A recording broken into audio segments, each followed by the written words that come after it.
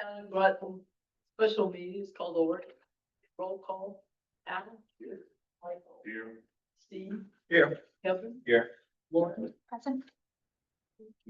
So. Okay. I think it's some public communications. I think, the one, I think only one, but it was Yep, okay. extensive. Yeah, I had a chance to read it. It's well worth going through. It's interesting versus, I think, some of the things we've talked about. Some of the semi-conclusions, I guess. Preliminary conclusion. Yeah, so that was good.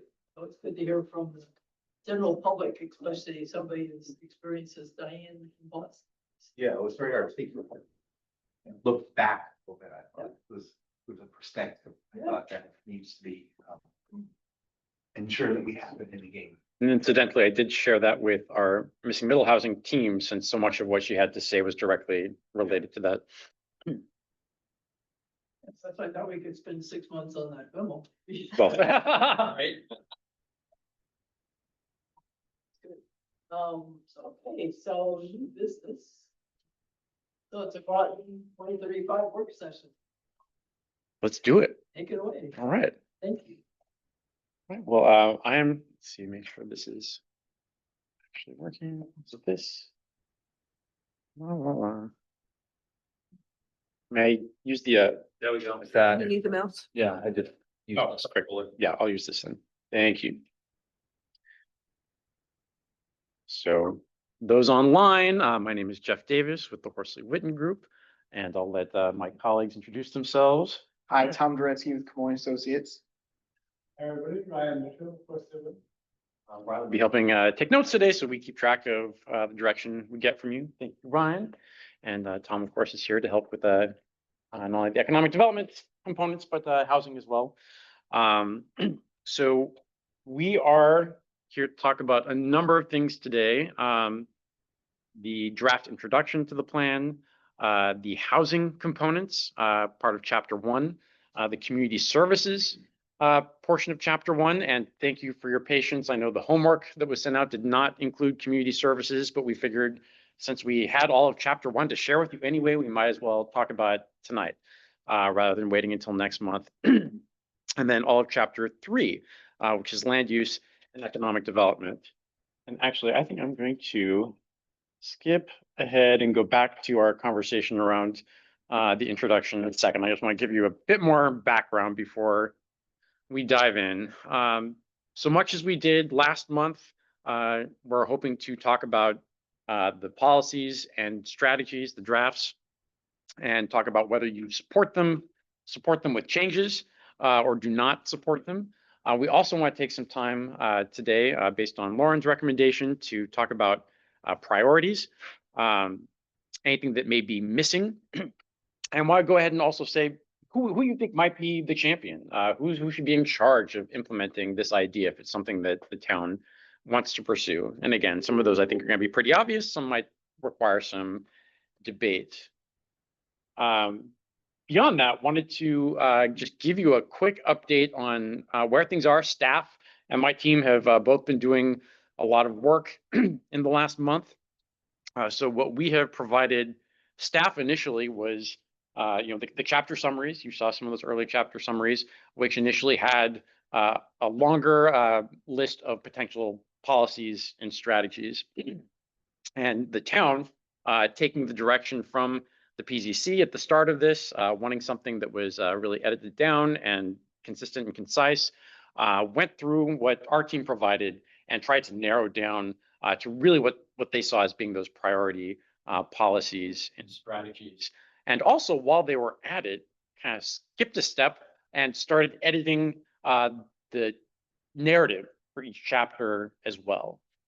So what you see before you in your packet, the introduction, chapter 1 and chapter 3, are what staff considers to be the first draft of all the content. And of course, we write just in text what the maps will be, what the graphics will be, but otherwise this is meant to represent the content of the plan. They have reviewed the other 4 chapters. On Friday, we returned edits back. They're reviewing one more time. So very soon you will have not just the chapter summaries we promised you, but really what's intended to be the full text for each chapter, which puts us a little ahead of where we had hoped to be by now, which is great. We're also working with the town staff and some of our team to build an InDesign template. So you can see something that, you know, what is actually going to look like once it's formatted. So we hope that is helpful. I just want you to keep that in the back of your mind as we're reviewing that from staff's perspective, this is the draft content for each chapter. And again, the sort of whittled down version of the strategies and policies that you see today really count staff's effort to meet your wishes and shape the initial strategies to something concise and manageable while still covering the issues that are identified by the public and required by the state. So just wanted to do a little bit of background before we dive into the introduction. So thank you to those of you who are able to do some homework in advance. It's always just helpful for us to flag what some of the issues might be. We don't have to discuss the introduction in great detail, but for any of you who have read it, wanted to see does it tell the right story?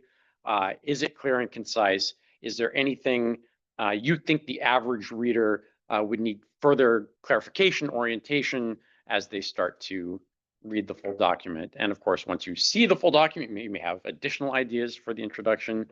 But wanted to just take 5 minutes perhaps and see if folks had any thoughts on the content of the introduction. I'll start. Great. So, so if you're going to read the entire document, great. But in any way, and this is a question back to you guys, are we telling the right story? An elevator pitch, though, if someone were to pitch on just the introduction, if they're just to read the introduction, do you feel that it's enough? Like an average citizen that says, I'd love to know what's going on in Groton, in the plan of conservation. Is it trying to answer that question or not? As written, no. Okay. It is written as an introduction and a guide to how to read the full plan. If you feel like an executive summary would be useful, if that's a 1-pager, a 2-pager, a 5-pager, then we can work on something that tries to consolidate. This is what's in the plan.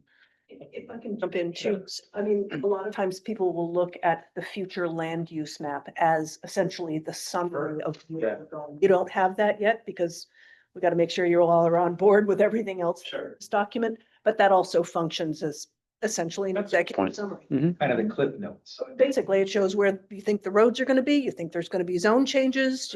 Are there special my answer. areas to be on a map? That's Yeah. the answer. Thank you. And if you wanted some type of an executive summary 1-pager, that would probably be the last thing that we write. Sure. Once we know the direction that you want to go or not go on all the other policies and strategies. Got it. Thank you. And likewise, why the future land use map is one of the last things that happens once you have set a direction for everything else. And then we'd see what the implications are for land use. Yeah, I think that's right. A lot of people go to the future land use. Yeah. Yeah. It'd be good to have a really clear what's. So maybe a little bit of an unpopular opinion, but I felt like under chapter goals, these 6 points, and then here with the climate risk, that I felt like there should be more in the glossary. And that I would just list these individual people conservation develop, like these 4, and then all of the explanation of what that really means as narrative that goes with it. I personally would put it in a glossary section. But I mean, I can see why it's here, but I could also, if we're trying to keep it brief, so Mhm. you know, people don't get hung up just on the introduction. That was kind of my thought. So like reduce those to like a sentence each. Under chapter goals on page, I guess it's 8. Page 8. The other consideration is the full chapter goals are listed at the front of each chapter. But that's So the you- other thing, is it seemed redundant, but I didn't know if you were trying to put it here so that people knew what to expect going Oh, forward. So it's like, take yes. it out here or take it out there. Yeah. That's kind of my feeling. for brevity, because you also, I mean, it doesn't look like it's taking up that much space, but there's this whole paragraph about public outreach. That's Mhm. likely going to be several paragraphs. Yep. That's gonna add another page right there. Yep. So, Would agree with that. It's as least as you can, little, since you do explain it all in each chapter. Yep. It's just where to find it. Yep.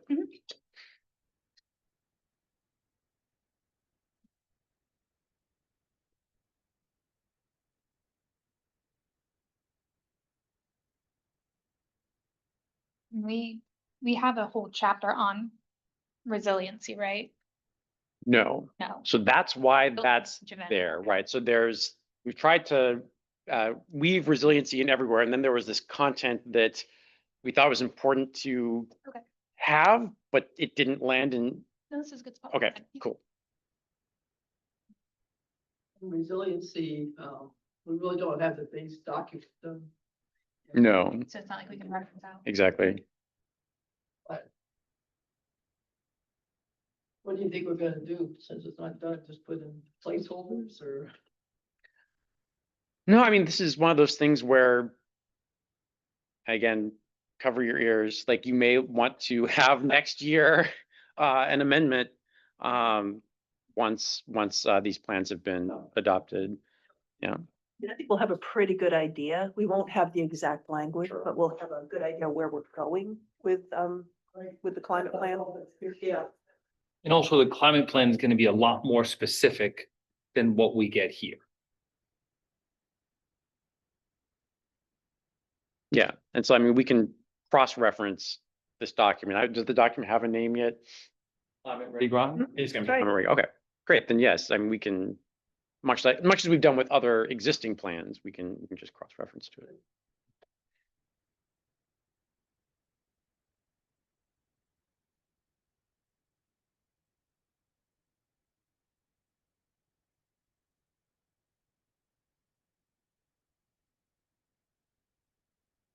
Happy to move on to the chapters whenever you feel comfortable. Yeah, sure. Yeah. Okay, great. All right, so let us dive in back to chapter 1. You've already reviewed the transportation components of chapter 1. What I would like to do is start by just reading out loud the policy and strategies related to housing. And then we'll go back and address each of them. So policy 1.1, you can see also we have gone through the exercise of numbering all the policies and strategies, which will help us with organization moving forward. So policy 1.1, increase the availability and affordability of homes while maintaining overall quality and safety of the housing stock. We have 5 strategies. 1.1a, explore options to allow additional units in existing homes or to allow multiple homes on a single parcel or allow/reduce minimum lot sizes in areas with infrastructure. 1.1b, discourage new housing development in flood zones and encourage adding flood protection improvements to structures currently in flood-prone areas. 1.1c, amend historic/institutional reuse section of the zoning regulations to provide clearer standards for the conversion and adaptive reuse of existing institutional buildings to provide housing opportunities. 1.1d, move this for our friends at home. 1.1d, provide support and funding for additional Groton Housing Authority units. And 1.1e, work with partners to expand the current stock of transitional and permanent supportive housing in Groton. So,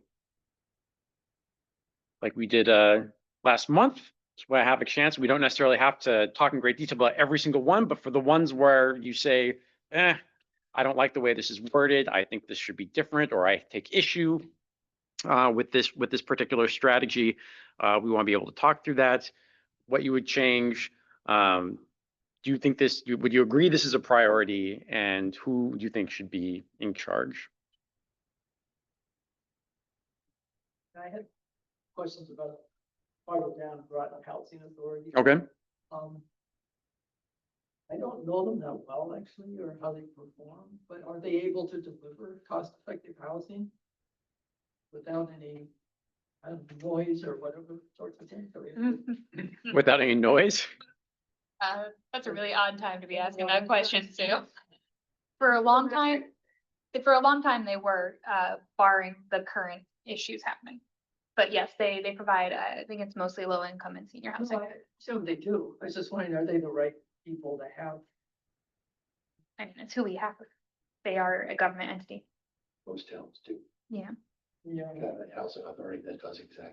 And I would imagine if we go into strategies, that it correlates in here, provide support and funding for additional Groton Housing Authority units.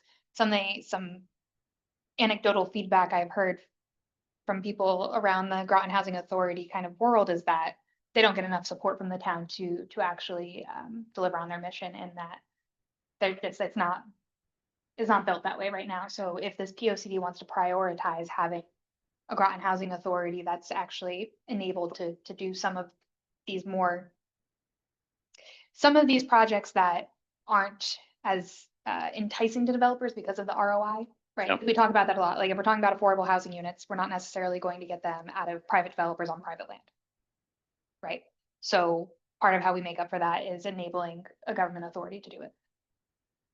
So I think that the Groton Housing Authority is the right part. I do think it's a high priority to support them, especially with funding. Support is general, but funding, I like that it's in there. Is the fund, I think that's one part I just had as a de facto, just give them funding. Is that what they're actually asking for? I don't know, but Having dealt with. money always solves problems, right? They're circle private, they can go do things to raise money. Yes, they can. Yeah. So actually, one of the things for the normal school, that was one of their things, was just to build houses to make money to go back into their Mhm. development. Yeah. Unfortunately, it was just single family homes, and wasn't the right solution. But they're enabled to Mhm. do multiple things to raise money. So is it just money they need? Because they get money, and I don't know if this is the place to say, give them more money that they're getting, because then we have to evaluate, well, how much are they getting? I don't know if we want to get there. But in terms of supporting them for zoning and other utility improvements and things like that, that might. And is our purview here to even discuss? It's a recommendation. That's what it. Yeah. But I mean- It's a recommendation. But I think we need to be really precise. So that's really my point. I think it's a way too broad. In my humble opinion, it'd be good to be, and I know that won't direct anybody to do anything, but to try to define what's gonna be really best solutions for the community. And it's similar with the one after that, work with partners. One thing I wanted to add there, and Deb knows the situation was better, I'm sure, but the Mystic River Homes congregate, now there's one that their waiting list is, what did they say? I forget. I talked to the director, more than 10 years or something. Yeah, it's insane how it's gone. They have land, not easy land, but it's a question of, and I know that's something where I guess they would need funding, maybe, I don't know, they get it from the state or private sources. It's the same situation with Groton Housing. They Yeah. have bad land. Yeah. Associated with their existing projects. Is it a state funded They can issue or bonds, is? right? There's state funding, there's federal funding, so it's, yes, I do like Lauren's money solves most problems or all problems, but in this instance, it's, yes.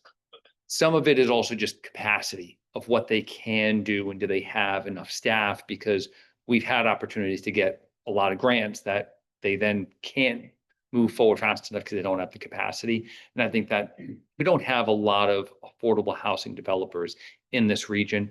For purposes of the POCD, I do think the Groton Housing Authority is a good recommendation of a place to start. There's an entity that's there. Some problems right now that they're working through. We'll see how those kind of play out over the next year or so, hopefully, and then get them back on track. They did get approval from the commission a year and a half ago for more units. Right, but then. But that Expansion. that's kind of sitting and waiting right now. There's grant funding, a lot of it for that expansion project that's just kind of sitting on hold because of where they are currently. I can say something else. So my point is, we know there's a problem right now. It's pretty great deal of litigation. why don't we say public partnerships? Because therefore that includes other people, you know, seems like we're putting our eggs, if we are this precise, into a bag that to me appears pretty amorphous right now. Can I just offer this counterpoint? We could say nothing about the Groton Housing Authority. But would you ever say that the Groton Housing Authority properties are not an important asset? No, it's really not the point. That's not the point. The point One is thing though, it says provide support and funding, you know. Well, so We- that's, I think that's a different conversation about whether or not we're specific about Groton Housing Authority and other quasi-publics, or if we're just telling the town council that we think they should provide funding, and the word should be there because I don't think we have the purview to. I know it doesn't direct anybody, but sometimes having that language in there helps give a little bit more weight to a council to Let's make go that. back to where we are. I think we want to try to get something that's gonna work going forward. Yeah. And I think Groton Housing's done a lot of great things. I don't disagree with that. That's not the point. But the point is, are they gonna deliver? If we say, do we really need this kind of product? And especially in a timely manner. I mean, right now, the fact that there's always grants and nothing's happening and stuff like that. I mean, it's distressing. That's a, They are a little distracted right now, and I do see moving forward with like the town and Groton Housing Authority is a different model than public-private partnerships, because the housing authority is a little different. They can do more public-private partnerships on their own, which they've looked into doing. Whereas if we did a public-private partnership, that's something like our excess properties, not necessarily with a nonprofit or another entity. So I do look at those, they're subtle differences, but they are kind of bigger differences. makes sense to add an additional bullet point instead of changing the Groton Housing Authority bullet point, but add an additional one that says something similar like expanding or working more with housing nonprofits. Right, because that sounds like what we're trying to get to, right, is to have more partners in here. It's, the second one says work with partners. Yeah, so And I think that's pretty general. I think the one thing that's not here for a housing type that I think we, if we are not specific, it's not gonna happen.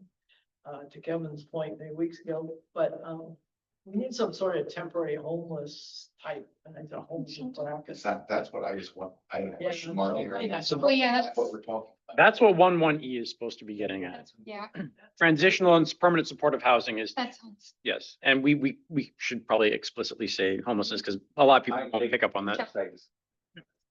A warming and cooling center idea too. And the fact that we have, what, 50 children in our public schools thereabouts, they're homeless. Yeah, I mean, yeah. I think that's a good number. How can we get that kind of population of housing? Right. For them, units. I think we should have, I'm okay with the two different items. I like the idea of Yeah, actually. no. And the idea that we have the Groton Housing Authority, it's an entity. They're doing great work. They're overburdened for their staff. That's their problem. They should fix that. That's them. So since this is a blueprint, just Yeah. simply say it's a blueprint. Hmm. So we don't have to say please, we don't have to say any modifiers in there. It says the minimum amount of words. I think that's actually correct the way it is. I was questioning what they actually needed. But since it does say just provide support and funding, if there's any other support you can think of, that might be good for the reader to read. Sure. The other kind of support. Well, we were talking about the zoning, the utilities, help with staff capacity. That's right. Oversight and financials would be important. That's correct. So it's easy Yeah, to say, it's throw kind of money. policy Another support. one is what else can we do? Sure. And that's the only addition I would put in that statement.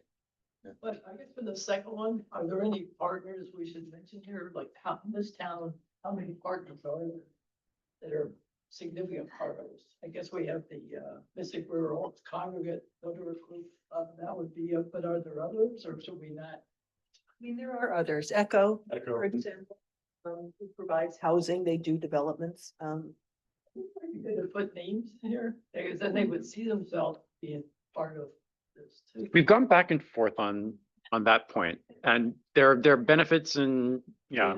Because, you know, in 3 years, they might change their name. It's Serves or something. Well, yeah, Oh my I hear you. business, there might be an issue.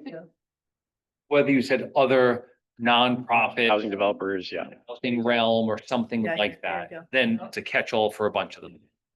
Like you said already, right, we already pay other partners. So, I think They're that's all. partners. But that partner is tied, in my opinion, to homeless.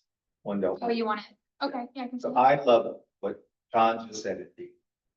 I just think, it's not a one person ball. Mhm. And they're important, but there's other people. That's my only. Are we gonna be specific about nonprofit? Well, how are we gonna make sure, I think the homeless problem is looked at, it's just, it's. It's getting, it's, it's really is, growing. Hmm. That problem, and it needs to be addressed. And so there are two places where you traditionally deal with that as a community. One is here with housing, and we're talking about the transitional and permanent supportive housing. And then there are the community services end of things, which we'll, also talk about this evening. And, if there are town investments that you see making in those services for people who are either experiencing homelessness or at risk of homelessness. The one kind of thing that I don't see addressed in any of the strategies, even though it is alluded to significantly throughout the narrative, is home ownership, Mm. right? If you're talking about they can't buy the house, the availability of the house, like Mm. buying the house, we're having issues with investors buying up properties, turning them into rental units or taking existing rental units and jacking up prices. I think that one of these strategies should be, and something that is within kind of our purview here and would significantly help, especially in terms of guiding town development of town properties, is saying that explicitly, we're looking for ownership models in these developments. Because that is a lot of the feedback we get is we're building all these apartments, but a lot of people, they want to see ownership. They want to have people who have committed stakes into the community. And they want to see ownership models in these new developments. And I agree with that. I think that we should have something explicitly, in my opinion, advocating for ownership models. A lot of people brought, Yeah. it would be good to have that some. Yeah, we talked about that. Yeah, last number of meeting. times. Right. So having it in the strategies. Certainly. So like even strategy 1A, when we're allowing additional units or changing zoning, I mean, that's not even a really good one to use. It's not, that's the thing, these strategies don't Yeah. really address that, but something with ownership models. Well, where do people want to put the housing challenge, the temporary type homeless thing? You want to put it here? Just to have it in housing? Yes. Lack of housing, I like that. make it a 30 point. The third point, well, I think it's Make it just 1.1. second one. Yeah. Yeah. And we just wanted to say explicitly add the term homelessness there. So people, it's obvious what that. just like e.g. homeless shelter. Sure. That, that's gotta be addressed in more than just one word, right? Yeah, we're talking about like abuse centers and those kind of things, right? Well, this is talking about housing, and supportive housing means you have oftentimes wraparound services. The community services section might talk about other standalone services that would help prevent homelessness. You could consider that transition. Mhm. The old Adams House on Cal Hill, I heard that was now like support center. Oh, yeah. Then are people living there? Yeah, then that would be a really good example of transitional housing and permanent supportive housing.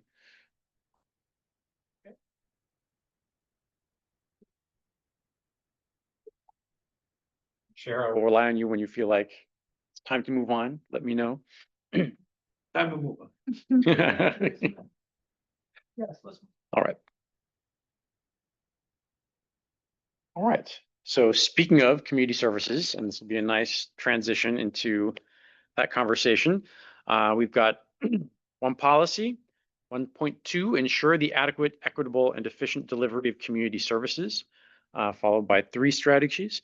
1, improve coordination and communication between town and community organizations to provide referrals, trainings, and better access to available resources. 1.1b, hire dedicated emergency management staff rather than sharing roles with the police department. And 1.1c, identify locations that can serve as resilience hubs and develop an implementation and outreach plan for each location. So 1.2a, is broad. It certainly does encompass support for the homeless without being explicit about it. And Sue, you had brought up the resilience hubs piece, which we do have featured here. But yes, wanted to see again what's missing. What would you change? What do you support? I'm kind of confused with big myself. Okay. Um, When I think emergency management staff, I mean, yeah, we're talking about the day-to-day stuff that happens with, homelessness, with any of these things. There's not an emergency. Oh, because of an emergency happens, therefore there's all this hopelessness. Yeah, I mean, is this a full-time position? It was until a couple of years ago, and then it became jointly shared with one of the police officers.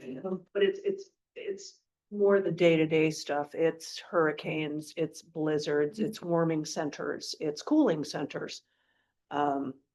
It's a lot more than just day-to-day or gigantic accident on the bridge. And it was. I'm just looking at ensure an adequate, equitable, and efficient delivery of community services. Oh, I'm sorry, I thought you were on B. Well, it's sub-A. I think part of the B, I think it needs to be there. But when we say management staff, I don't know if it needs a separate staff. No. My thought on that is that, in case you don't know, at the sub-base, they have an emergency center. It's empty. It's a room. It's a conference room. Do classes in it. It has nothing to do with anything. If something bad happens, it's populated. Yeah. I could get a phone call. That's how I'm envisioning this, but I don't think that that's the. Because this has to show up and now have a plan. We have an EOC at the police station that's like that. Okay, and in the meantime, you need somebody who's always evaluating and reevaluating to have, so that everyone shows up and they say, okay, this happened, what's the plan? And they've got a plan. Right, and there's training involved, and it really is, it's active shooter training, it's all sorts of stuff. The power plant goes down and this happens. Exactly, millstone drills, yep. Well, it's a constant update of constantly being updated. How much of a staff you need to do it, I don't know if we need to say that, so long as there is a staff doing it. But the I don't point, think it's just police. my point is this Not only in the police. event of an emergency? Or is it the day-to-day stuff that happens? Well, what did this position do in the past? I mean, I imagine the other thing is, of course, this concept of a resilience hub, which unlike an EOC, this is something that you're proactively making sure has resources on a day-to-day basis, as opposed to something that you pull together in an emergency. But yeah, what role did that position play in the past? Just that, it was training, it was day-to-day, it was large emergencies. Yeah, And right now it's a quarter of a staff position. if that. So like, in terms of, we're probably within our department, we're probably doing more in terms of preparing for the what after a storm. In terms of looking of how we coordinate with, the building and planning departments in terms of people, like structures that are damaged from a massive flood or massive hurricane and whatnot. It is the trainings. There's a lot of stuff under our hazard mitigation plans that look for some big trainings associated with climate hazards as well as with like dam issues where you have coordination amongst different municipalities. So that is usually something that is handled through a emergency manager or emergency management, whatever you want to call it. Have two people, actually. Identify an existing gap that we have a problem with, like, has this been an actual issue? Like what has happened that we didn't have the appropriate plan or training to respond? I mean, at this point, we haven't had a major storm Right. between then. In almost 15 years, in terms of, we've had some flooding. Right. You know what I mean? And yes, public works will shut down the roads and stuff like that, but it just really comes down to the fact that we have some major damage where, of whatever that is, where people actually can't go back to their homes because their homes are so damaged. Looking at evacuation routes, all that kind of stuff too. So my thought then is, why is this something that can't be solved with hiring out the training or hiring out the development of a plan, using a consultant to write a plan, right? And then I think that this is something that, I mean, I'll say that why get staff when we could consult out for it if it's not like, Because you can't consult during a storm. right, but you do it now. That's what I'm saying, is why are we hiring staff now? Yeah. If I don't need the staff till a storm, why wouldn't I hire the training? It's a two parts. I mean, one is developing the plan that everyone shows up and looks at, or in their homes where they're trapped without a phone, has a little book that says, oh, Sure. I guess we're on C because I don't have a phone, I don't have electricity, and there's water in my basement, so that's what we're playing. We must be plan C. And so it needs to be a complete, continuous development of that plan. So maybe the trick is not, here we're telling them how to do it, rather than what needs to happen, which was to assure continued staffing or a continued development of emergency plan. Yeah. Not how you do it by hiring somebody, but Right. maybe the answer is we do other things. Do we have a director of emergency services? Grant? We have a police officer who's maybe 1/4 of the time that's back this time. Nobody town. No. Well, I mean, police, which is part of, town services. Yeah, planning staff. No, not at all. And when we did have a director of emergency services, he was at the police station. Okay. He was not a police officer. And reported through the.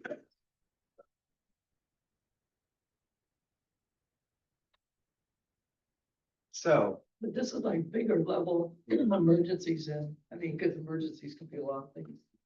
It's smaller to people involved. So, I mean, I like what Hal's language was rather than. So assuming continued staffing, right. Yeah. I agree with that. that's your recommendation now? Yeah. Okay, well, I think I'd go behind that. Rich. And creating the plan, right? Create, and maintain, continue.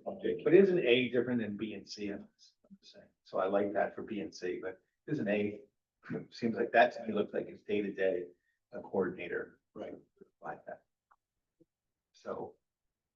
My point is, since we've already said hire someone for B and C, why aren't we saying it for A? Well, I think we're saying don't hire someone for B and C. Yeah, I think Hal's language, not necessarily saying hire somebody, it was making sure we're just doing it. Yeah, figure it out. Figure it out how to do it. Consulting, yeah. That's why, sorry, I asked wrong. and A isn't necessarily about hiring new staff either. It's really about, we know there are all these organizations in town that provide community services, and making sure that town staff are familiar with that and have those relationships so that when people come to town hall with issue, everyone can say, oh, you need to talk to so-and-so, you can talk to so-and-so, and really improving that coordination. Are we doing a bad job of that, right? You can always do better. There are, I mean, I think there are sometimes issues, particularly with the different jurisdictions within town where people don't necessarily know where to go and they may get slightly incorrect information depending on who they talk to. And not through anyone misbehaving, but just because it can be confusing. It's a lot. So to have a standardized set of, oh, if someone comes in asking about this, here are the resources. The 911 type call, though, because you're getting everything. Well, no, 911. No, if they're an emergency, you say, please call 911. So yeah, we're not talking about that, but more like if someone comes in and is struggling with, I think I'm about to be evicted and I need to know who I can talk to about finding affordable housing for me and my child. Yeah, so those are the kind of questions that I don't know if B was supposed to be talking about, that it's not a. No. You know, Yeah, I think that's more A. Yeah, so just, that's it. that's it. And. All right. Yeah. I mean, that could work if it's done robustly. Can- And all the problems. Can I ask what a resilience hub is? Do we Certainly. find that anywhere? I think it's in the text. We do have, I think we have, a texted description, but basically, right now, for example, you have a number of places throughout the town that are designated as cooling centers or heating centers. And no one really has a plan for them. It's just like, okay, you can show up here and hopefully the air conditioning will be working and, the water fountain will be working.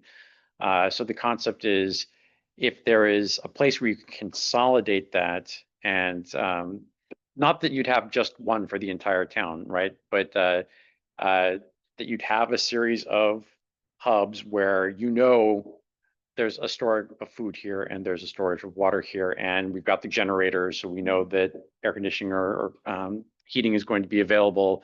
That you've got some certain basic resources that people can access in an emergency, so it's all in one place. Yeah, It's actually, since we didn't know it, so I'm thinking, Yeah, Can I put it in the it's really faucet? big. There's a lot of movement towards that. So a lot of bigger cities are moving towards a lot of federal funding available. Or was?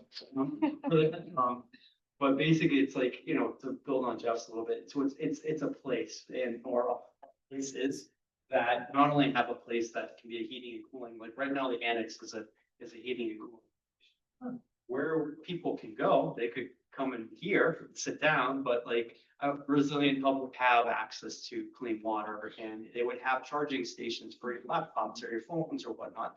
And then they would also do things above and beyond that, really with a community group that you do trainings on different topics and whatnot. It's almost like a community center, or it can be developed into a community center, but also as people get used to that place during an emergency, they know they can come there. Like they might have a kitchen, they might have a location for sleeping beds. It's more than just a place. So it's also, has backup power. It could have solar on the roof, providing a battery backup. It could have lots of different things. There's lots of different ways to have these hubs.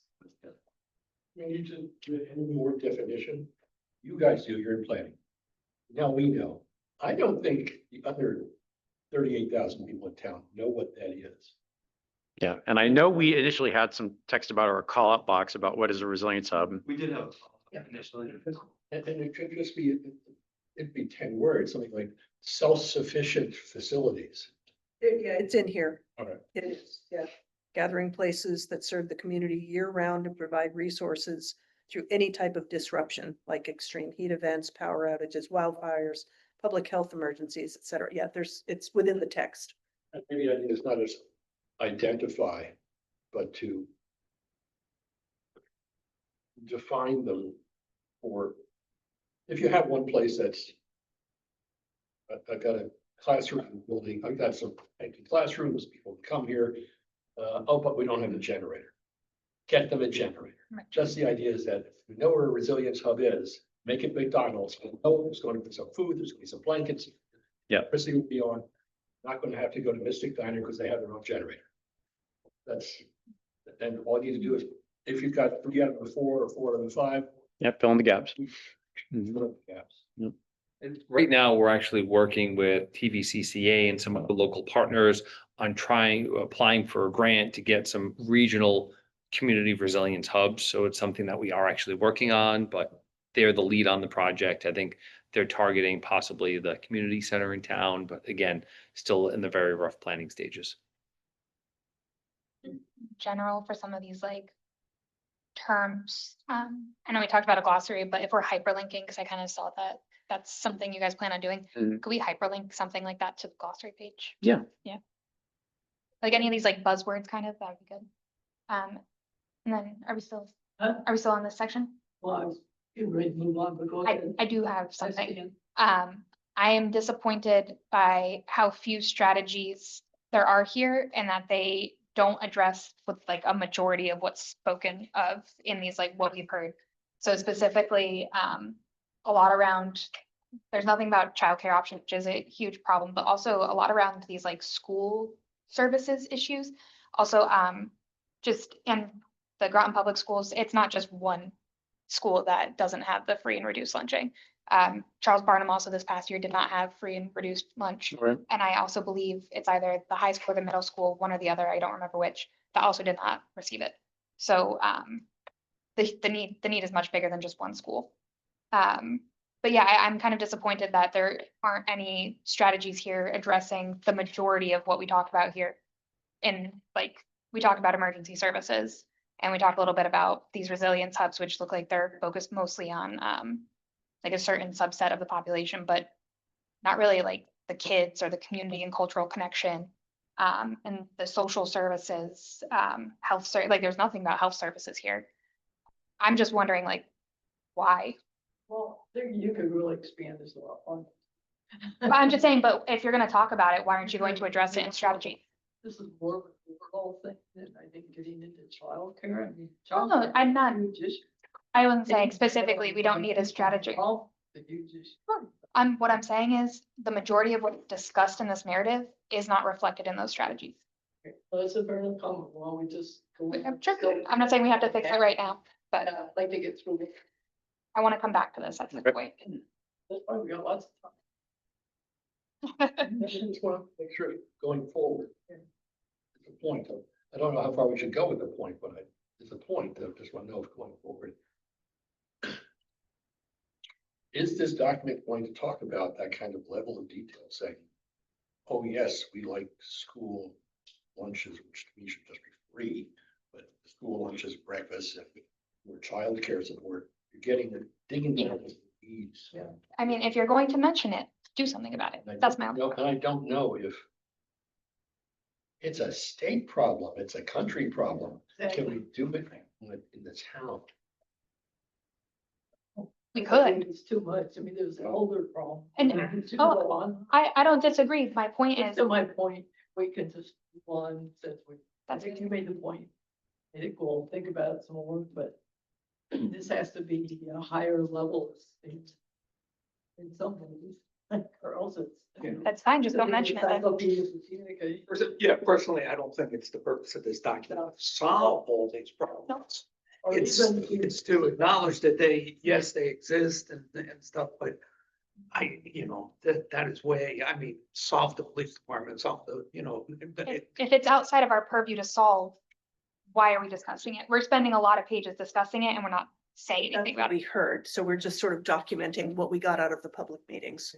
I think it's pretty callous to say, we heard it and we're not going to address it. No, But that's my I think we're opinion. saying something different. Yeah. I think we're saying is what we're addressing in the conservation is this, we've heard this, but what we're addressing are these strategies, which are the macro strategies that can fit into a conservation document.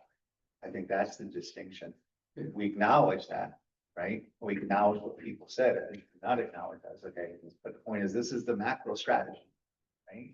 So, Conservation but and the development. point is though, then we just say, in the final document, do we exclude it, right?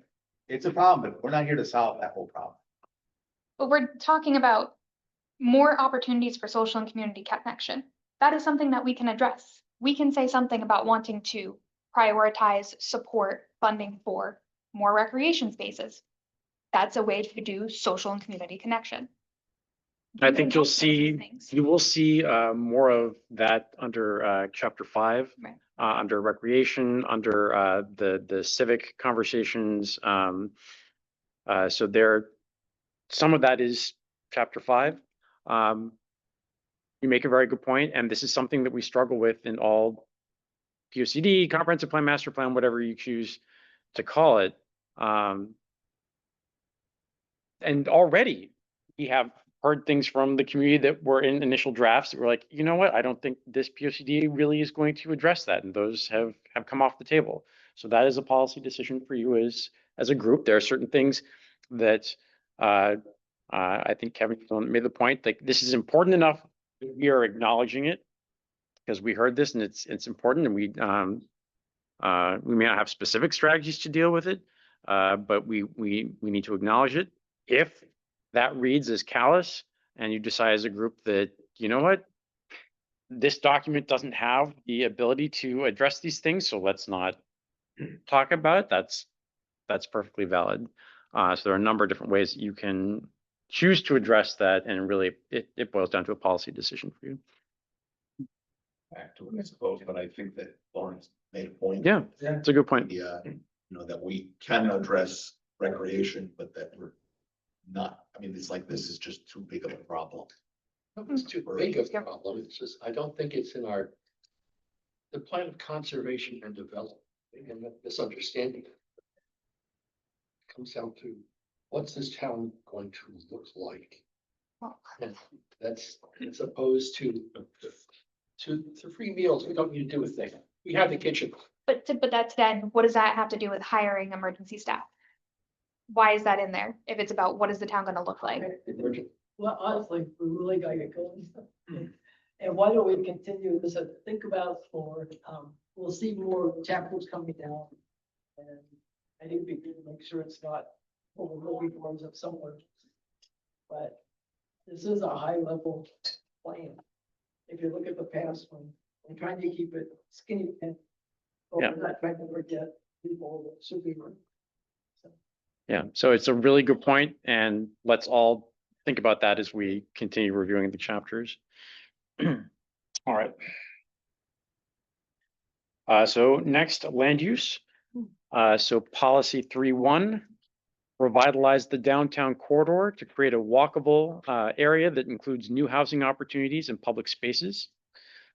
Strategy 3.1A, develop a master plan for downtown Groton, roughly corresponding to the MTC zoning district, that visualizes viable redevelopment scenarios possible under existing zoning. Highlight opportunities to bring buildings closer to the street, move parking lots to the rear or side, make public and public-private investments in a more attractive and walkable public realm, and incorporate housing above and behind commercial uses. Actually, let's just go policy by policy on this one so we can. Only comment on that one, because I think it's two different things. To what? Two different things. Okay. Since it's nice to check these things off, and if it's a paragraph that has 5 items that you can't check them off, but the idea that, I love master plan and visualize viable development, which includes bringing buildings closer to streets, not moving parking lots Sure. to the side. Actually, just say to the rear, not the side, because then you have a checkerboard. So I would say get rid of that place. And then the other part is make public and private investments. It's like a separate thing. Okay. So you can do one and not do the other. You can do both. But I think it's two different things. One's the master plan that you're going to show, and the other was a way to have public-private investment. Yep. Investments on that master plan. So you suggesting breaking it into a 3.1B? Yes, Okay. We already have the. have a B, so. Well, you have a 3. 8.1, just to change the numbering, come on. You mean we have a B?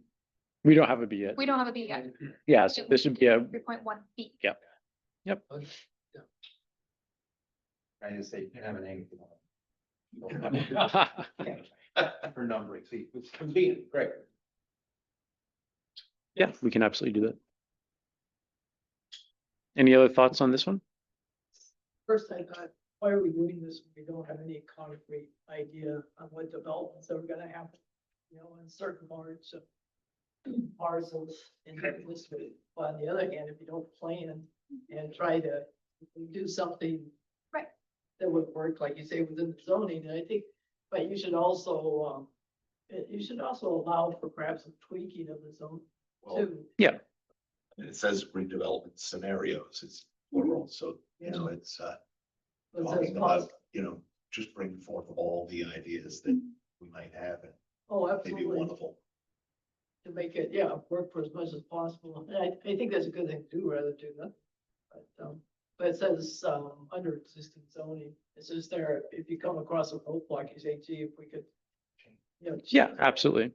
make it, whatever. Existing or modified zoning, some. That's That's right there. big area. Big possibilities. Yep. Okay.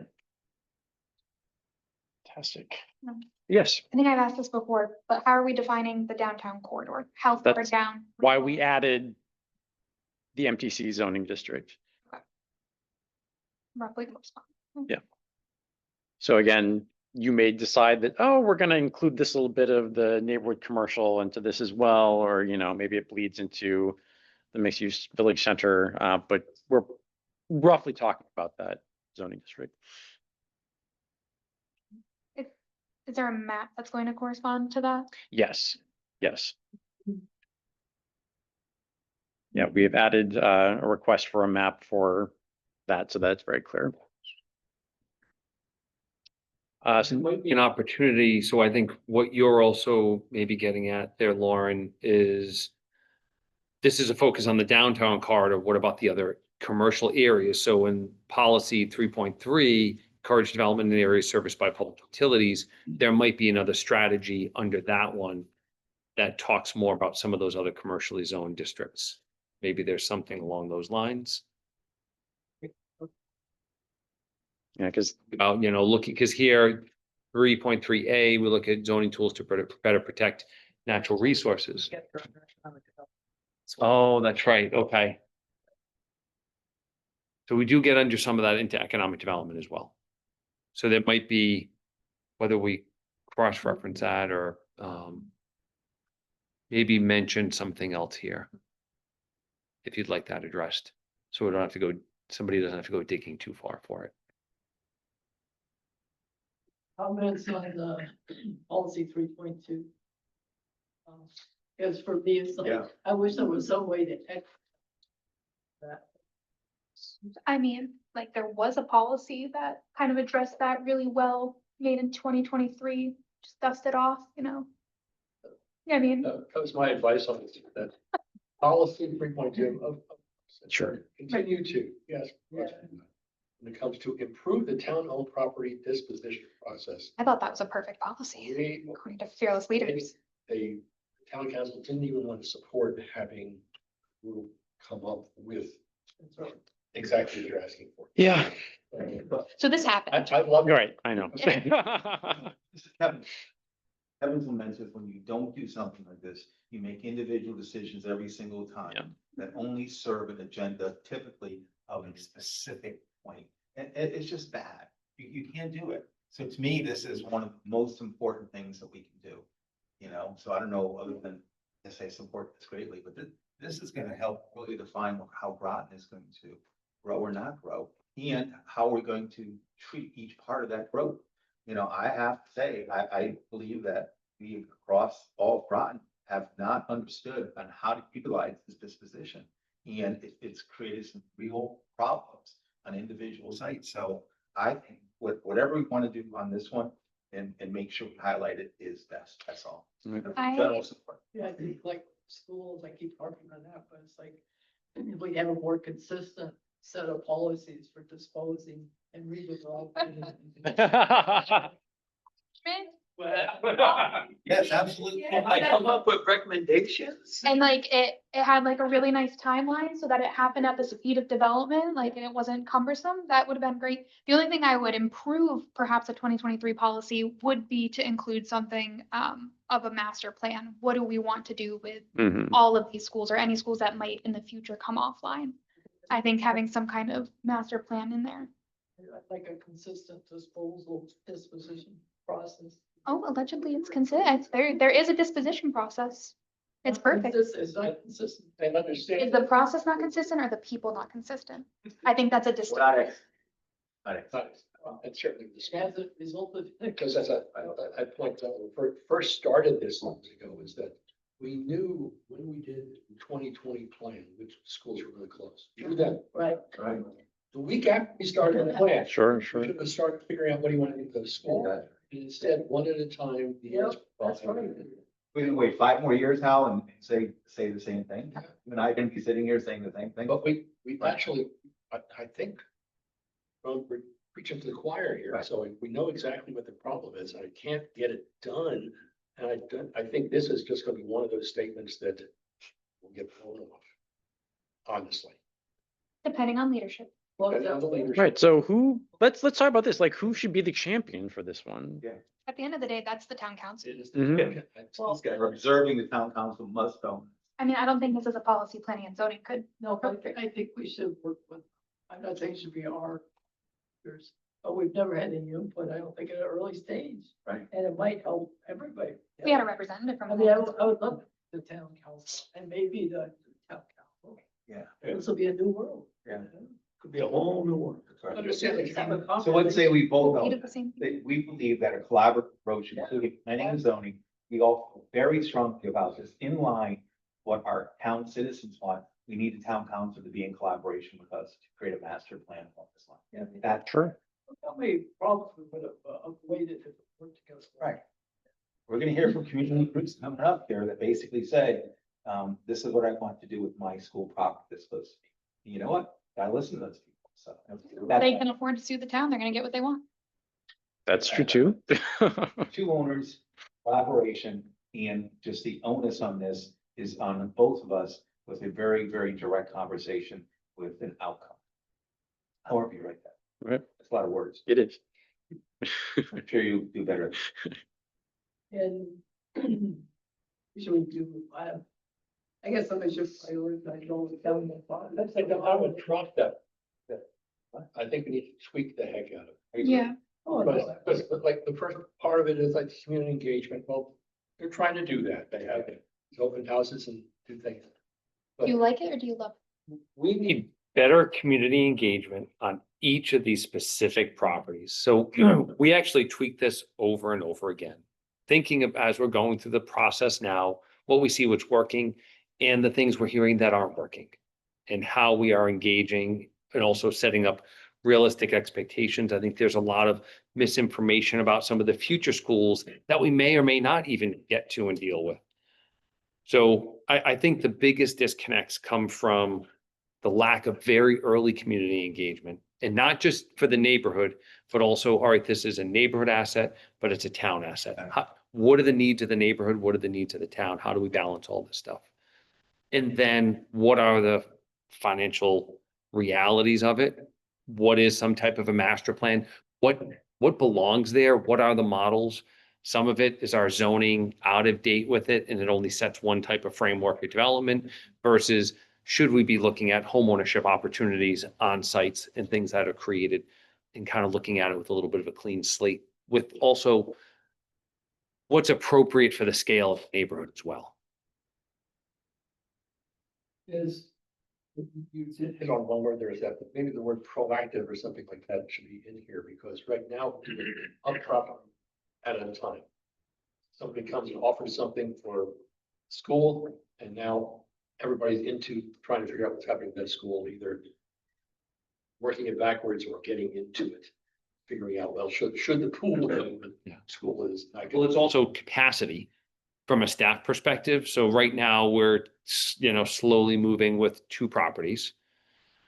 And that takes up a lot of staff time on our economic development team. That's been their main focus for over a year now.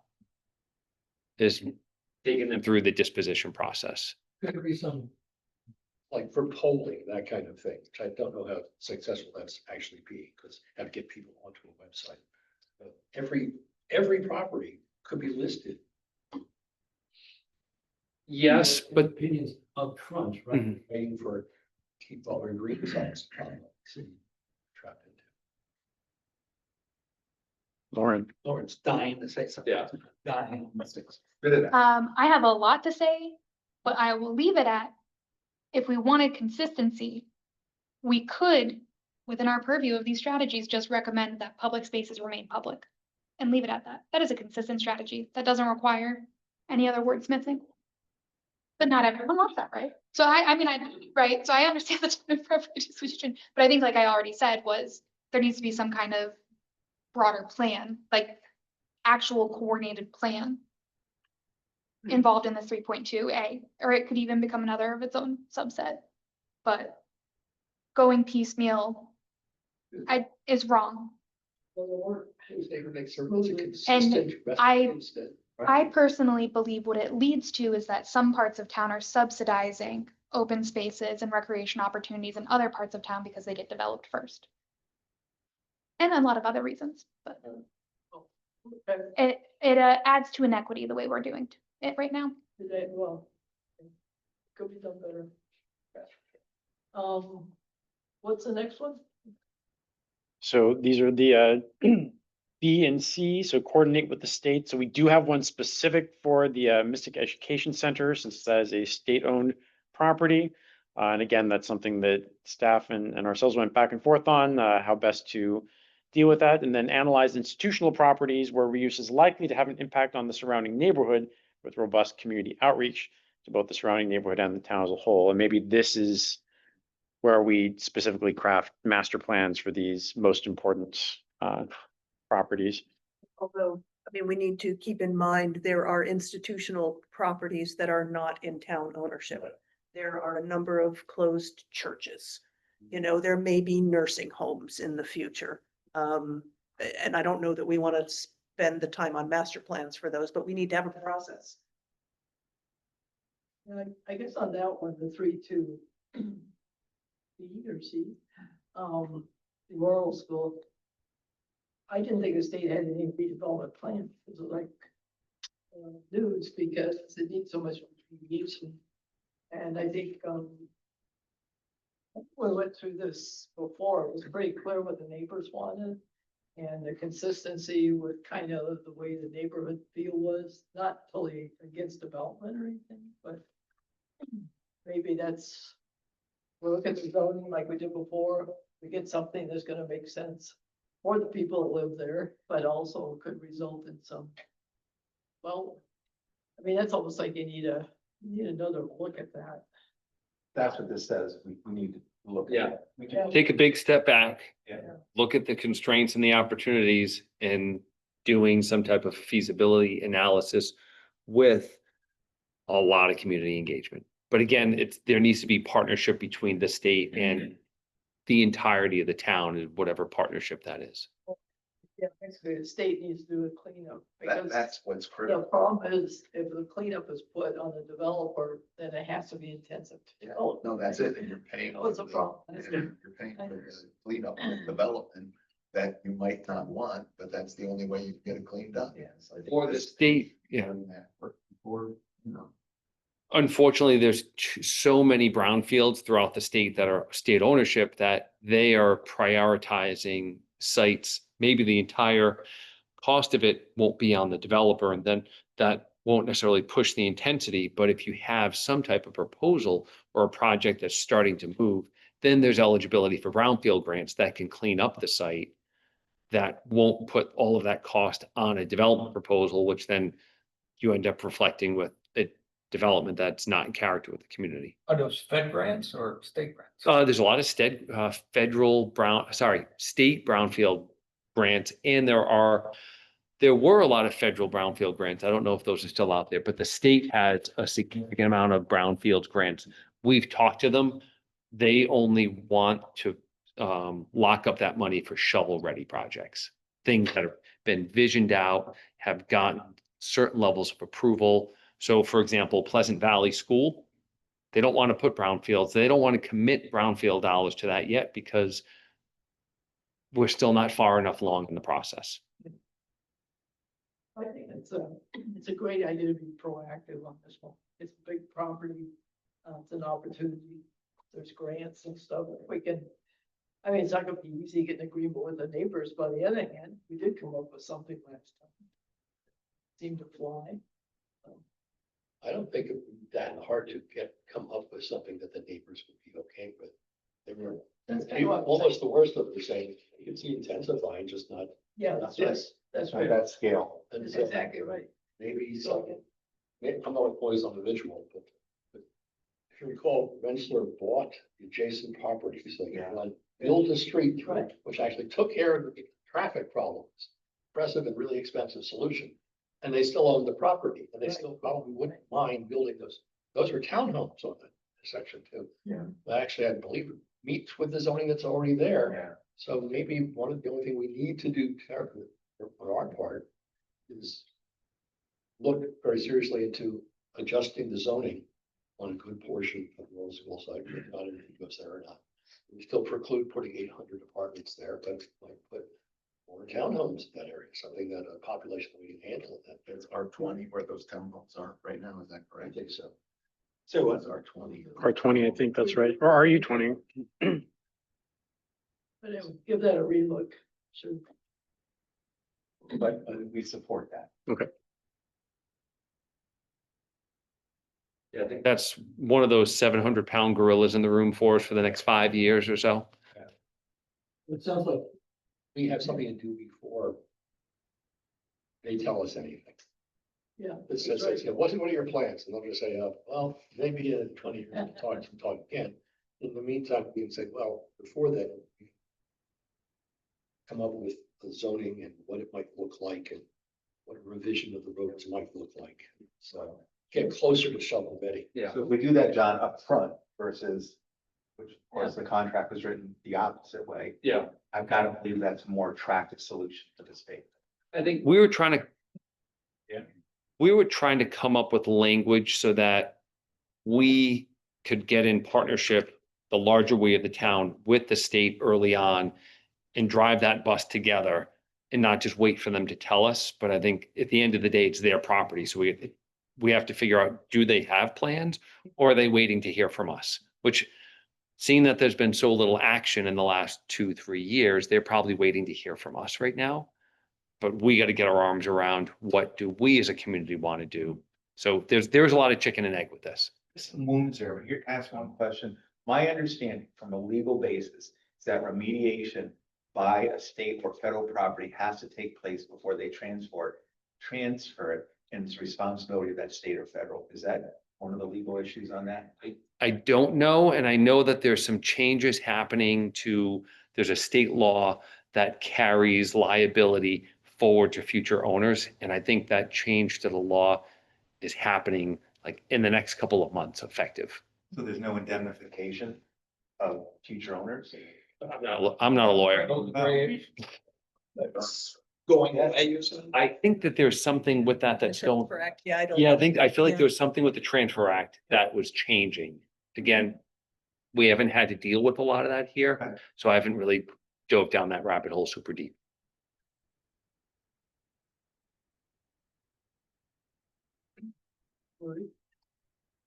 Right, then, policy 3.3, it's a short and tidy one. Encourage development in areas served by public utilities. 3.3a, use zoning tools to better protect natural resources, particularly in areas without access to public water or sewer.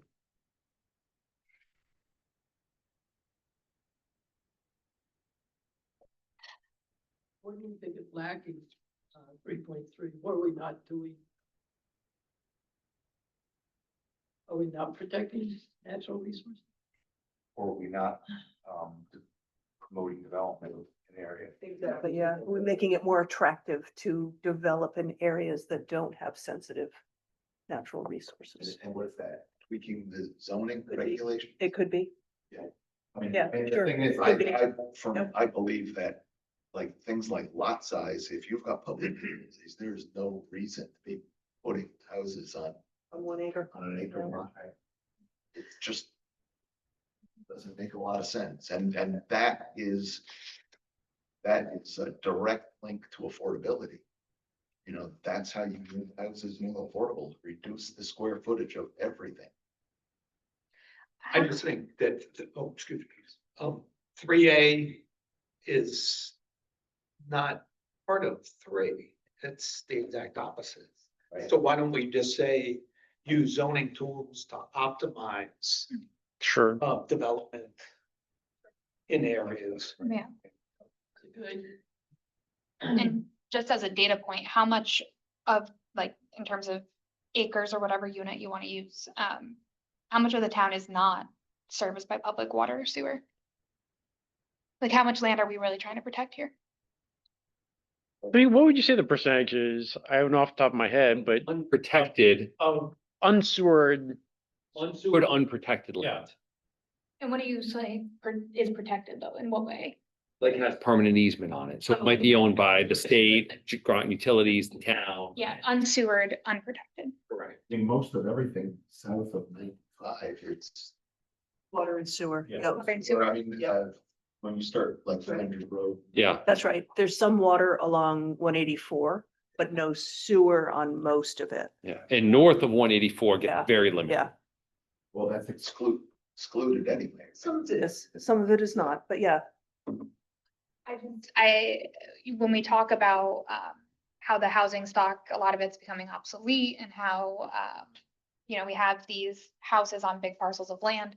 Like you said, that's where this is happening. Wouldn't we want to, at some point, encourage sewering those parts of town? A good deal of it is, For it. and a deal of it is called out as to be sewer avoidance by the state. Town with That's those kinds of things. A good portion of it is sewer avoidance, By the state. which the state has imposed. Oh, okay. Yeah, That's it. north of 184, and we have a map. Yeah, yeah. Sewer, Why though? Avoidance, because when you extend sewer, you encourage development, and they don't want to do that in areas that are watershed. Yeah. Sure. To the river.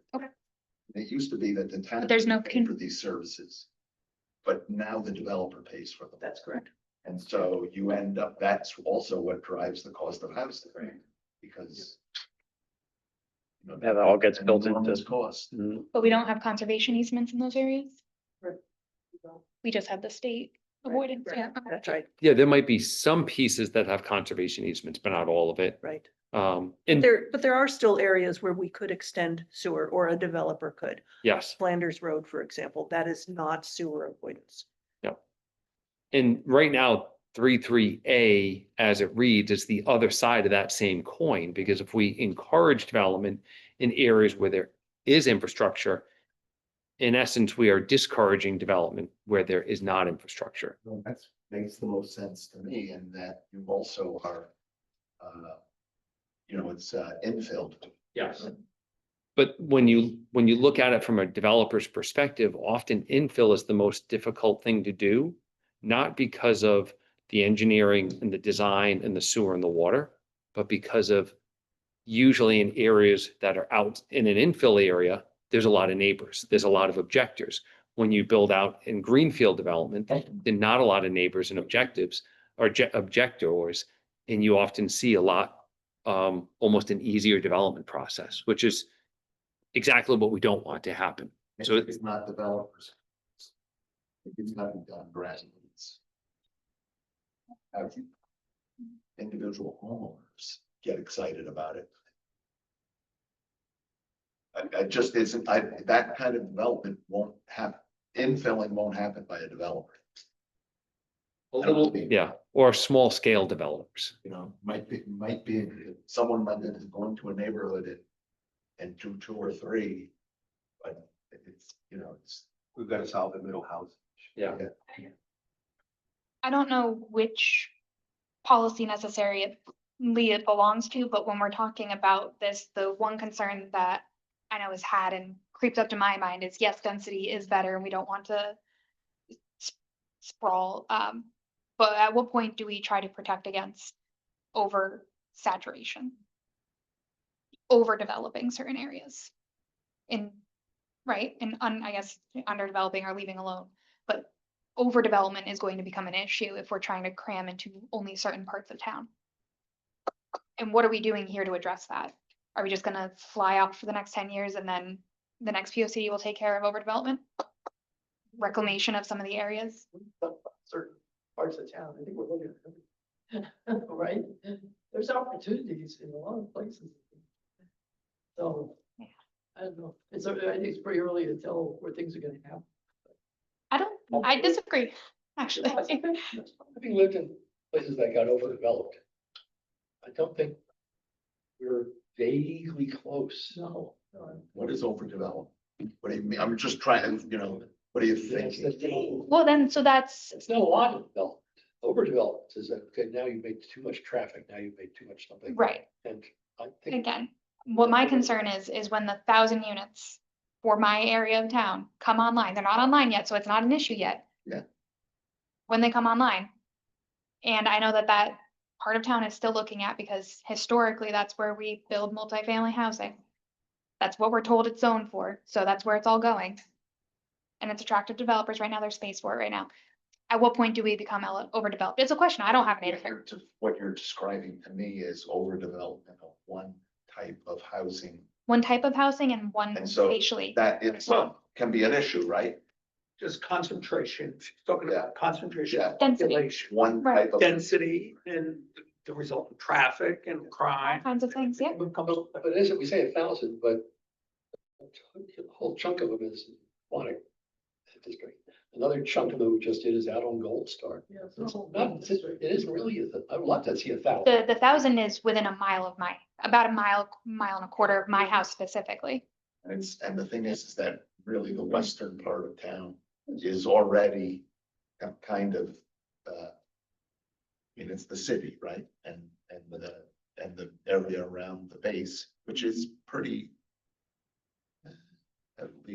Again, they haven't come online yet, so it's hard to conceptualize, but Well, corridor and like Like, that. some of us, we say it's Sometimes it's no problem, for some it's come from other places. It's almost rural. I always think it's good to look at the whole town and not just, really one spot. Yeah, and you've introduced multifamily into the IM, which is pushing farther east.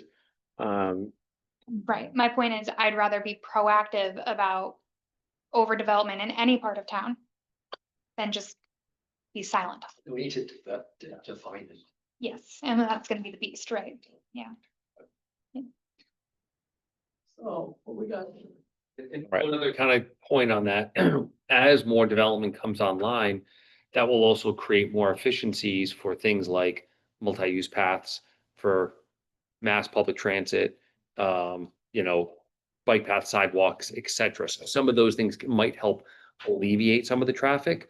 I think often when you see areas that get more gridlock traffic, once we start building like leapfrog, single family developments that are very feel centric, that's where we often have issues. So I think as we're planning more of this housing over time and the missing middle and other things, how are we thinking about connections to transit or to walkability? Getting back to this one, just talk about any of those things, but using zoning tools better to protect natural resources. So this does look like it's to protect it from, as opposed to encourage. Yeah. This says encourage, this one says protect, but maybe there should be something in there. A few more words in the same sentence about and or where there is the best bang for the buck to extend utilities. So that we can get some of the big things. So certainly doing all on the road, all over an area, what extra parcels can be. That's all well and good, but the extending utilities is that doesn't give you that middle housing. That's true. It's really, I think that when I read that use zoning tool for better protect natural resources. Particularly there's a public water and sewer, so, I mean, it's just to sum that up, it's. How do we not have people build where there isn't water and sewer, Yes. right? That's what we don't want. Yes. And that Really- don't extend the water and sewer to these places. In the sewer avoidance areas, but if there's areas where there's a sewer line that ends here and one that ends here, and there's something that's still in that area that could take it outside of the sewer avoidance area, you then, as the commission, does it make sense to have development in that circle there if a developer is willing to pay for it? Yeah. A little bit. Where is the town for? Wellness and Yeah. leaching fields. You know, if somebody wanted to go completely off town, city, sewer, water and sewer. So that falls under the health district. If you have water and sewer available, the requirement is, unless you get a waiver, is to look into that. But if you want to dig a well, have a well dug and put in a septic system, you can do it. If there's no water or sewer available, absolutely, yeah, with the proper permitting. House. Yeah, right, or something larger. Yeah. What's his name, Aaron? Absolutely. Yep. Road, Yep. he's got a well that is And a septic right as a system. whole industrial site. Yep. My kid was looking at a house and it happened to have, a shallow well and a septic system. It was just one of those things that, I was like, is that still being done in areas? Yes. We don't see it as much, except for the areas in town that don't have water and sewer. People who wanted to like go off. Oh, go off the grid. Like, oh, are we like homesteading? I thought that's where you. But to Lauren's earlier point, I think it is really important to remember that one of the reasons we'll talk about future land use last in November is because all these conversations that we're having are going to lead to, are there things we should be doing different with our zoning? Are there areas of town where we've been allowing something that maybe we don't want to anymore? Areas of town where we want to introduce new things? So again, that becomes one of our last conversations once we've had all these other issues resolved. But that is absolutely one thing that we're going to be doing. That would be the bulk of our conversation in November is what are the implications of all this? Are there things we need to be changing about either now in our zoning, or, you know, keeping an eye on things over the next 10 years, knowing that there's certain information you're going to want, certain research you're going to want to do in order to make decisions about what needs to change. So definitely be keeping that in the back of your mind. And something to follow up on that, I mean, so keeping that in mind, we're taking note of kind of what you're saying and, all right, these are areas you're thinking about changing the zoning from R40 to R20 or reducing lot sizes where there's areas of water and sewer. But when we put that on a future land use map and the neighbors come screaming, which they will, because they see density and they think we're putting apartments. That's where we talk about design standards and other things. And in many circles, density is a 4-letter word because people think density, they think just either big houses or apartments. And they don't think about some of the examples we were talking about at the last meeting, or we'll be talking about more next week or a week and a half from now about missing middle housing, which with more density, you can get smaller units because you have less land area and you don't have to maximize the profit. So some of that is things you want to just continue to think about when we hear about it at the public meetings. Yes. There we go. So I'll turn it over to Tom. Tom, I'm gonna talk for a while here. Yeah, so I guess we'll just kind of continue going through here. So so we're into economic development now. Policy 3.4, promote economic resilience by expanding and diversifying Groton's economic base beyond its major employers. 3.4A, expand outreach and technical assistance to small businesses. 3.4B, prioritize infrastructure investments to encourage development at strategic sites that support the local and regional economy. That was the only one. Yep. Look at it, yeah, because I was curious who was going to be doing 3.4A. There's a lot of great ideas, but who's gonna be this expanding the outreach? So EDC does this now on a small scale. Yeah. Our economic development team does the majority of this. I think we ought to put their name.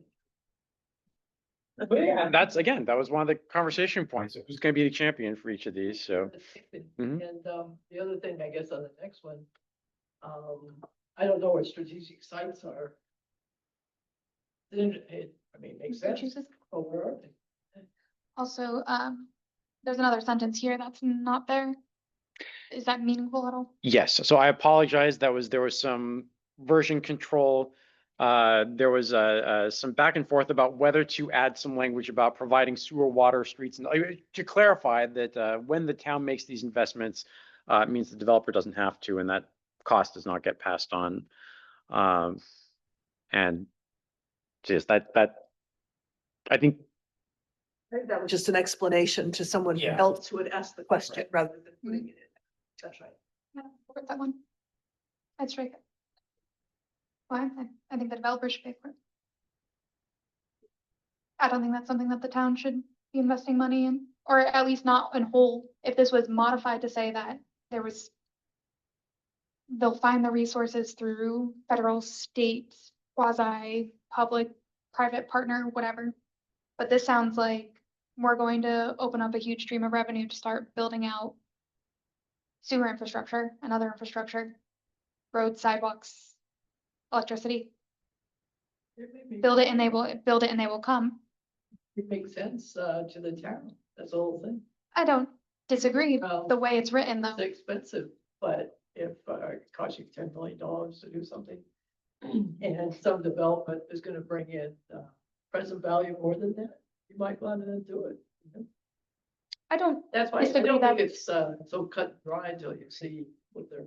For instance, Lauren, if I'm building duplexes or building some of that middle housing, you know, and I can afford $10 million, I'm not gonna take a project that I have to spend $2 million to spend sewer, I'm just not gonna do it. You know, I'll go to Killenly or I'll go to Plainfield, I'm just not gonna do it. You're describing math, I'm describing principle. I get the math.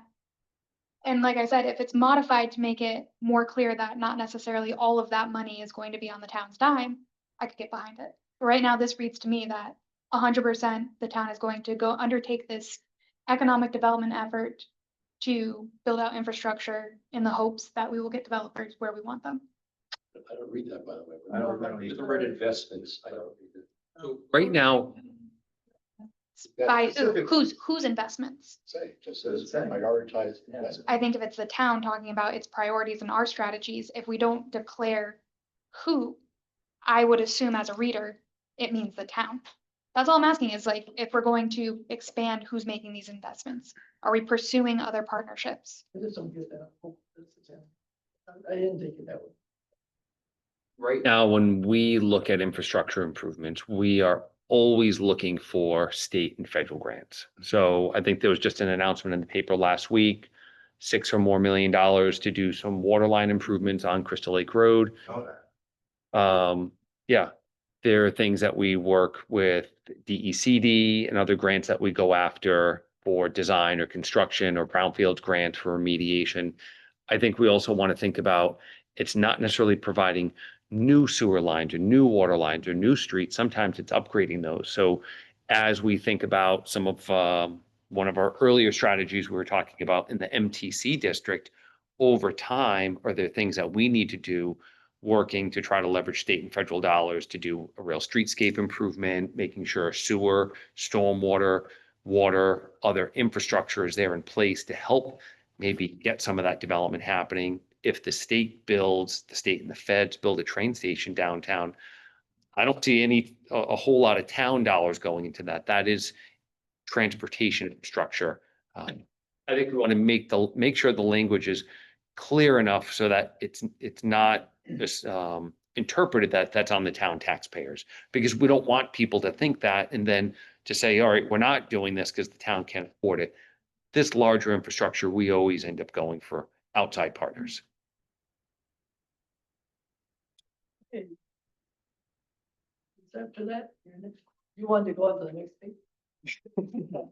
Can I just go, for investments, that doesn't necessarily mean new services, right? No. It could be replacing the water line, something else, right? Or going from a 6-inch main to an 8-inch main. It might be taking above ground utilities and putting them underground. Those are all, I mean, when we look at the Mystic Streetscape project, I think the majority of that money was federal money.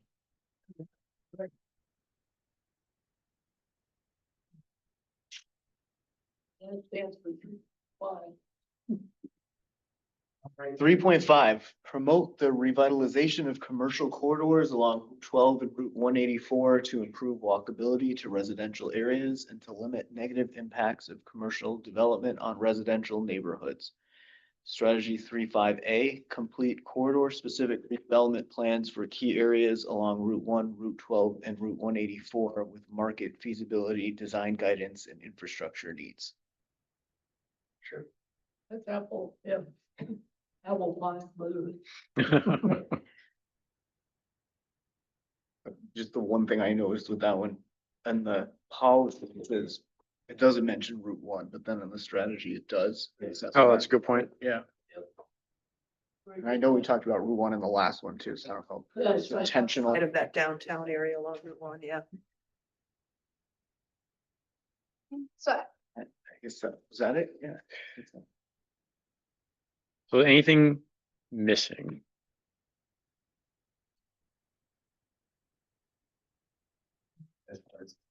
As far as economic development.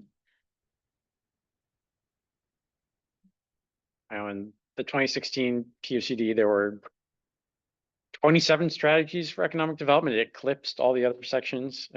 No, I don't know if we've gone the other extreme, but wanted to make sure there was no major themes that you felt were missing. But I haven't compared to 27. Okay. Did you guys see any that were missing?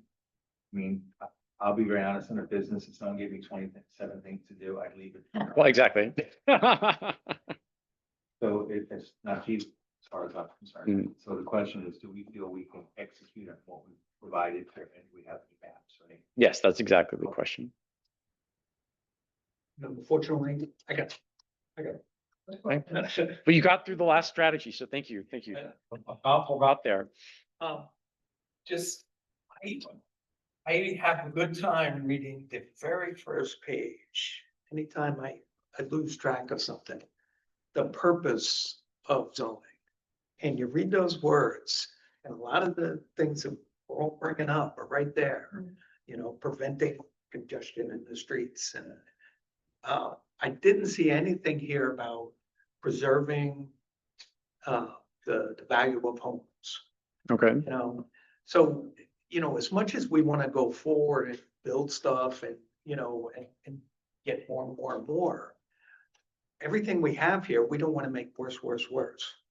And, you know, there's a lot to be said of maintaining the value of a piece of property, you know, and, you know, you might argue now that that's not an issue because everybody's property has probably gone up significantly, but that's maybe not always. You look at Norwich and, you know, a lot of those big properties and stuff have got downhill because of, I think, mismanagement of. Norwich is coming back, by the way. It's very hard to be, but Hartford's coming back. it breaks my heart when I see some of I those know. beautiful properties that have been cut up. Right. Because of probably bad policy. You know, they couldn't afford to live there. They cut them up. They allowed, you know, very liberal use of, you know, apartment buildings and stuff. And, yeah, so anyway, that's my rant. Yeah. And it's, Steve walked out, so what I see missing is came in part of this public comment that I read past. So for instance, we're building all this stuff out, which is great, you know, as far as I'm concerned, I think Groton has to evolve. But we haven't handled some of the problems we have, which I'll just pick one, you know, short-term rentals. Yep. You know, we made decisions in zoning, which we own. And as much as we, within our mission, we made those decisions and we passed it to a town council that has done nothing. An observation, not a judgment, but it's done nothing as far as short-term rentals. Our problem, clearly, in my opinion, part of the affordability problem is we sold to out of state with short-term rental. There's very liberal policy that bought in and now can't buy in. So John, I don't know, I know you and I have some similar thoughts on this, but it's observing. Right? Well, yes and no. I mean, I think with the standards that the commission put in place, you stopped it. We have less than 300 short-term rentals. Is it like 280 or so in the entirety of the town? Years ago, when we pulled that data, I'm not sure what has changed, but yeah. Although, all right, that's a fair number of units in the big picture of how many units we have in the town. It's not a humongous number. And the town has always had some level of short-term rentals, whether it was through Groton Long Point or other areas. And I think even if you looked at, if we prohibited all short-term rentals in town and gave people 90 days to stop short-term renting, and then they all have to go back to single-family homes only, the majority of those units are now very well maintained, quite expensive units that are not going to make a big difference on that missing middle housing. Would it help with our overall housing stock? Certainly. Is it going to make a huge difference when we're talking about 5,000 to 6,000 housing units? Not really. So you raised a good point. So agree to part of that, right? Part of it is short-term rental, where the concentration has created multiple problems, is Mystic. It's very simple, right? No one took a very more aggressive stance. Mystic chose not to because we're operating within Groton. But the other side is, I thought also Tom's presentation to me was important because on a business perspective, I brought up Sam, and Tom, right? It's essentially you outlined that. The 5,000 units, in my opinion, is not our target. The Groton target must be significantly lower, right? Because what I consider the 5,260 units is our serviceable addressable market. It's what Groton can do overall. Yeah, sure, we could do it, but what can we really obtain? You know, and that number is much lower. So if that number is much lower, like Hal was talking about, done 1,000, what Lauren's talking about, well, what are we, but they're not in, you know, actually not building that. What is our obtainable market? And therefore, if it's 200, I understood it would be 300 in downtown Mystic, by the way. So I'm not sure about that number. No, it's not 300 in downtown. That's throughout the town. Okay, so I believe you there, but that number is very high. Say it's 20, it's 250, that's 25%, right? Of maybe what are obtainable numbers, it's a huge number. We haven't solved that problem, that's my point. You're saying it's not a problem. My point is, I think it is a problem. If we understand that problem, and if we put ordinance around that problem, capture it, then you can build on your template. If you haven't captured one of your problems, it's just gonna spread. As far as I'm concerned, that's just based on experience.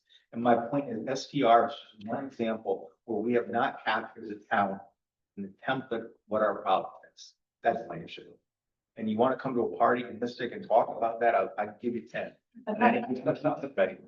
But it's a huge issue. It's the same thing what Lauren talks about, and I'm in favor of. We have not put a master plan together, and therefore we're not prioritizing, you know, the reuse of our properties as maybe open space. I mean, that, you could say that, right, in Groton. Everything that we have, tear it down, great open space. We want to be a great community for open space. That could be where we end up here, right? So this is the same one. Before we go into this middle housing stuff, let's make sure we capture our problems. And so I would like the ability, which is part of a public comment letter we received today, is we need to capture some of those problems before we move ahead. And it's what Steve said, make sure we're not exacerbating the issues, whether it's in Lauren's part of town or my part of town, just not in my backyard. That's my point. A lot of words, but. Wait, so you're saying you don't want problems in your backyard? If I want problems, I'll just go home, you know? But my issue is, I don't want problems that are already existing that we know created part of the affordable housing issues in Groton, right? But are those solvable problems right now? Are some of them outside of your sphere of influence? So you've Not in done the town. Mine, yes, town, no.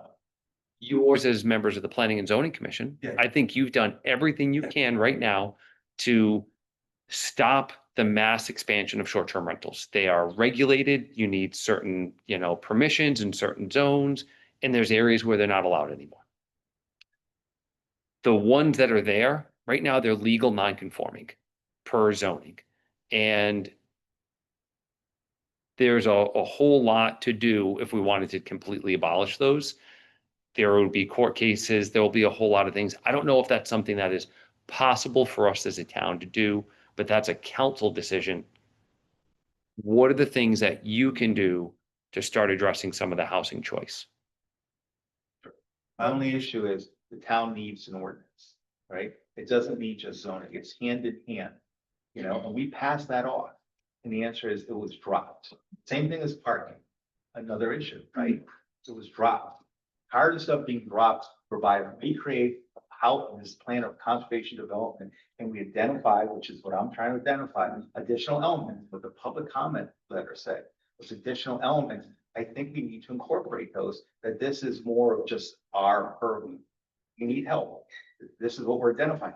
Who owns this? Who's the champion on some of these issues? It's ourselves and the town council. Yeah. And I think in those instances, so there'll be an election in November. After that period of time, if the commission feels strong about some of these issues, write a letter to the council, request an audience to talk about your top five priorities. And if they are parking, and I'm just throwing, if they're parking in Mystic, if they're short-term rentals in Mystic Education Center, school reuse, and whatever that fifth one is, bring it up. And we need to talk about this. Good idea. That's how we address it.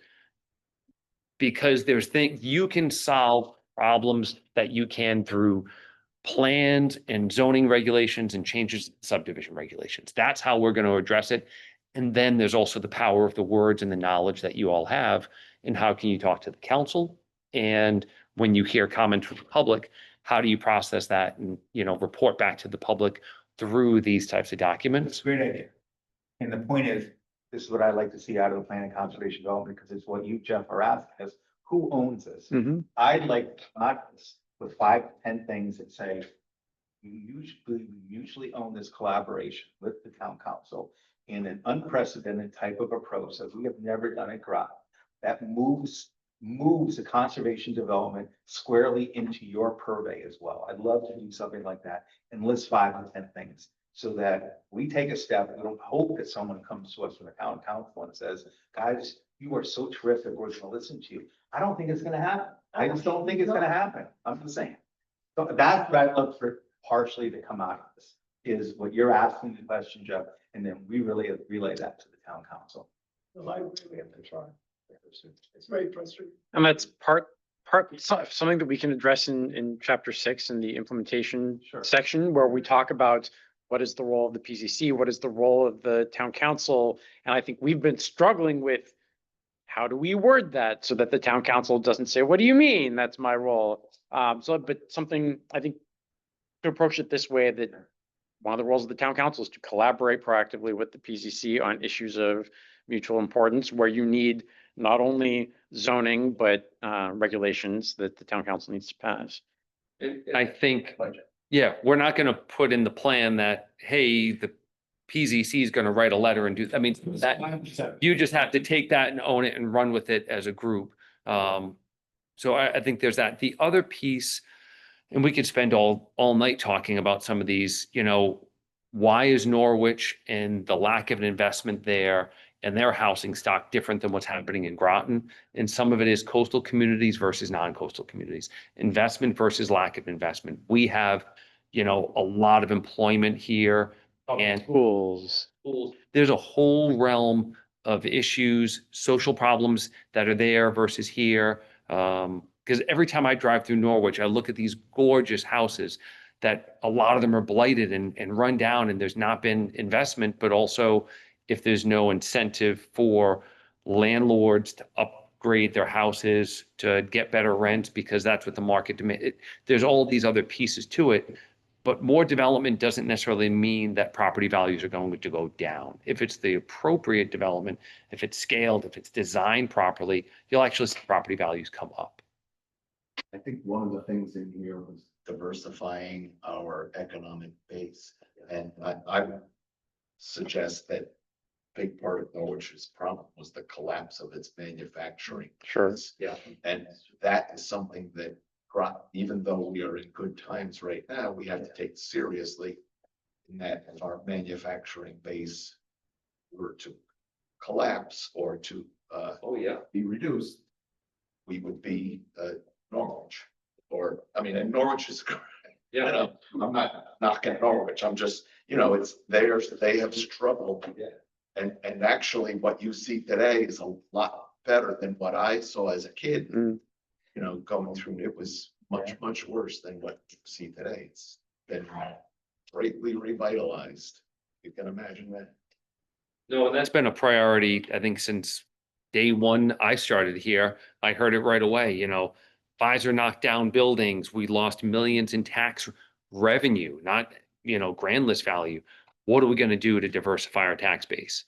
And yep, Mystic is a piece of that in the tourism industry there, although there's a lot of people don't like what Mystic has turned into. So, you know, it's how do we juggle this? And, you know, and that's what we're trying to, with these larger concepts. Well, thanks, everybody. Coming tonight. Is everybody ready to close? We've got one more slide. Wait a minute. Very quickly, just for next steps.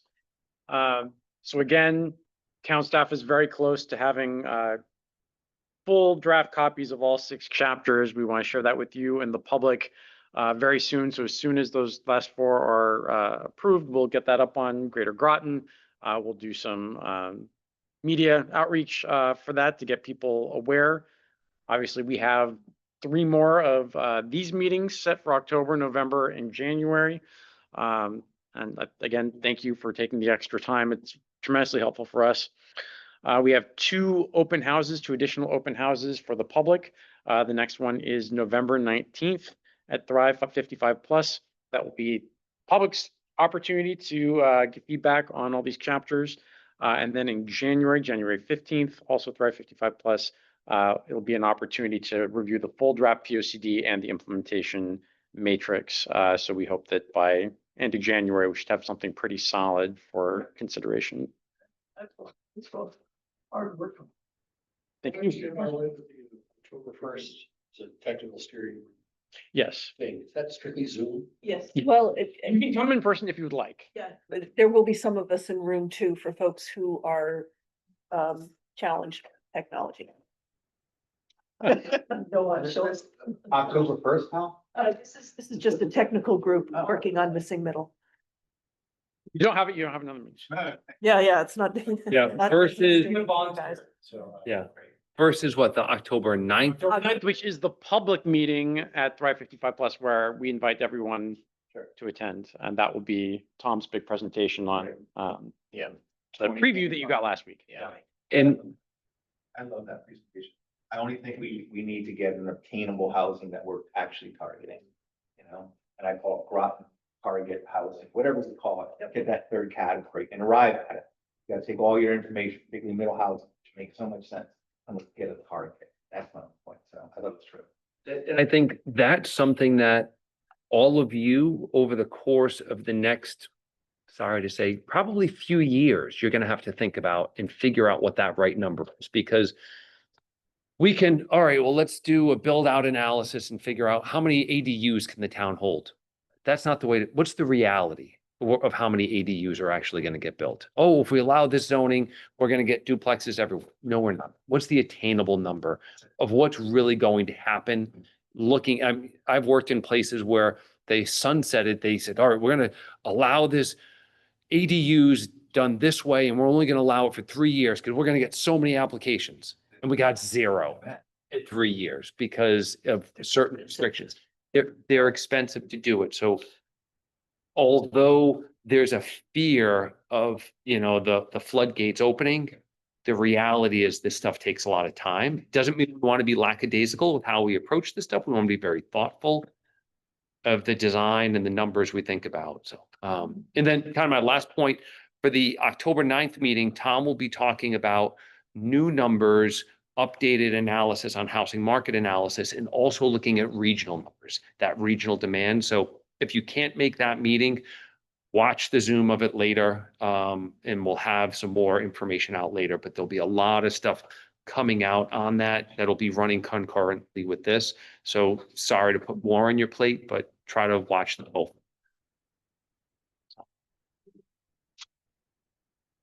Thanks, everybody. Okay, there you go. Entertain the motion. Moved. Second? All right, officials. And.